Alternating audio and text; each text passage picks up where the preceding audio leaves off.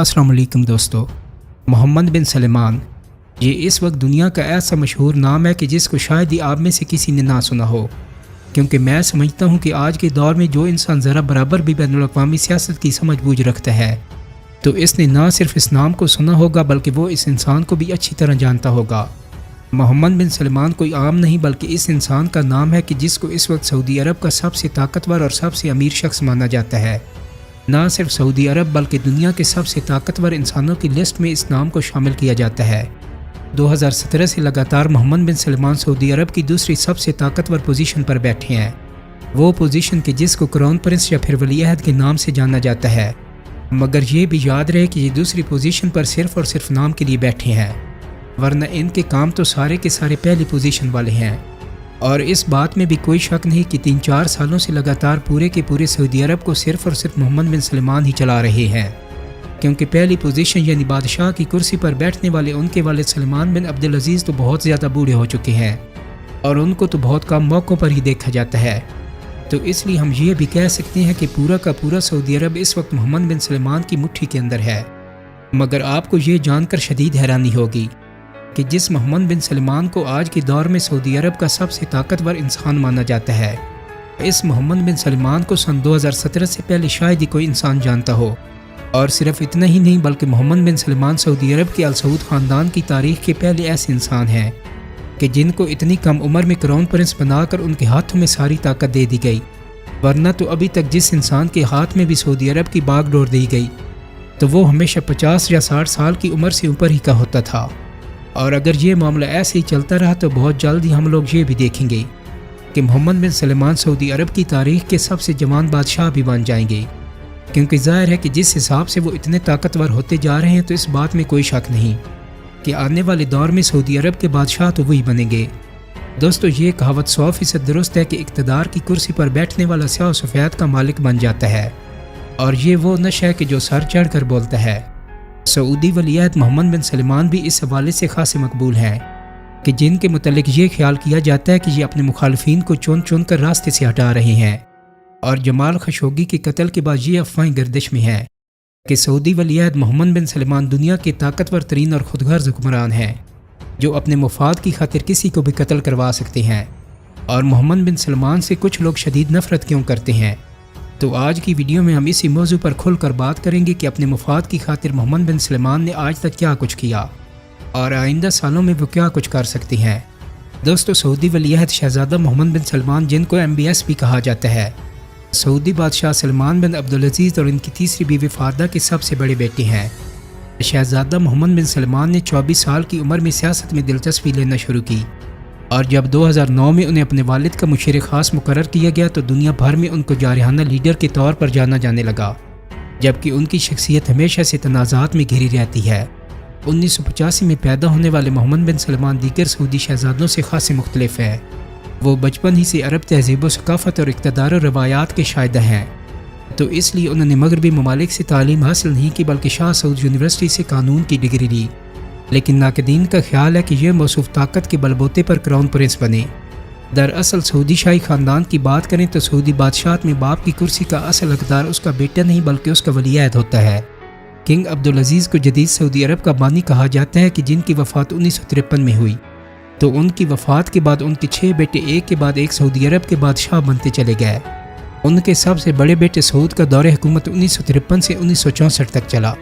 और सऊद की वफ़ात के बाद उनके भाई शाह फैसल 1964 से 1975 तक सऊदी अरब के बादशाह रहे।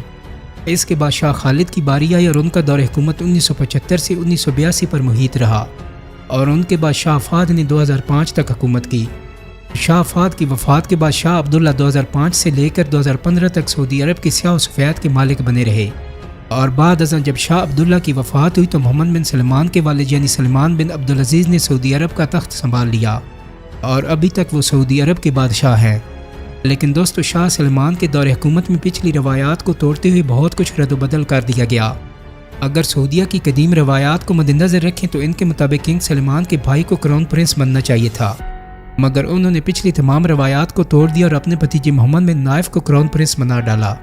लेकिन इसके पीछे बाकायदा एक साजिश तरतीब दी गई कि भाई से भाई को कुर्सी सौंपने की जो रवायत बरसों से चली आ रही थी,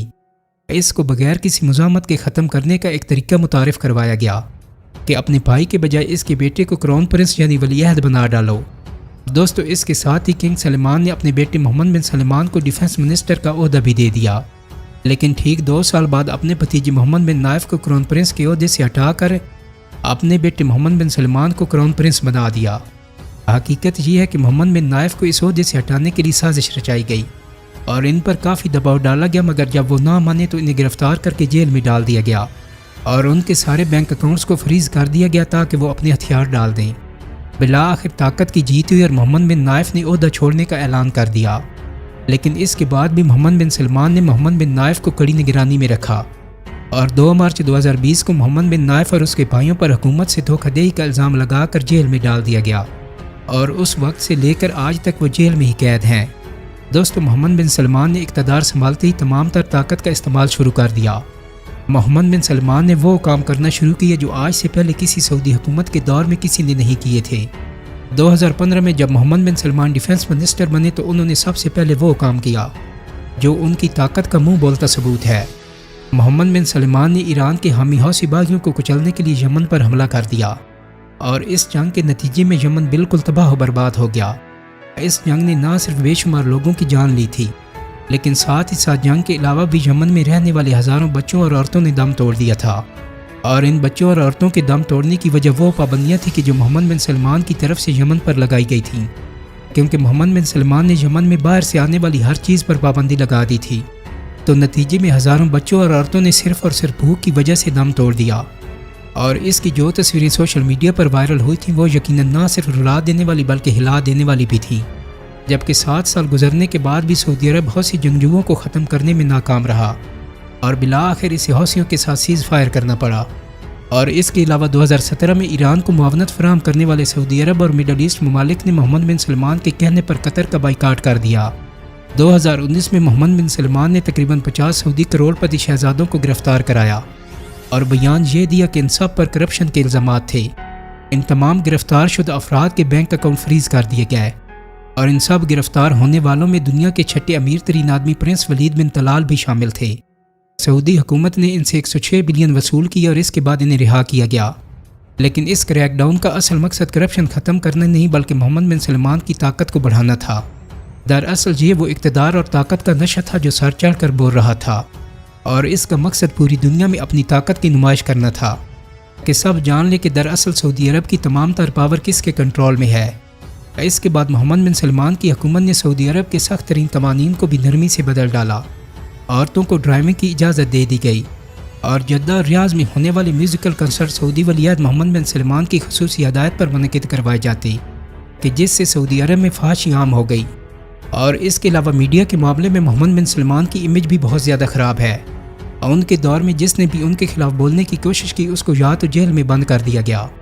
یا پھر ہمیشہ ہمیشہ کے لیے ختم کر دیا گیا۔ ترکی کے شہر استنبول میں قتل ہونے والا سعودی عرب کا وہ مشہور جرنلسٹ آپ سب لوگوں کو بڑی اچھی طرح سے یاد ہوگا، کہ جس کو نہ صرف محمد بن سلمان کے ایک اشارے پر بری طرح سے قتل کیا گیا تھا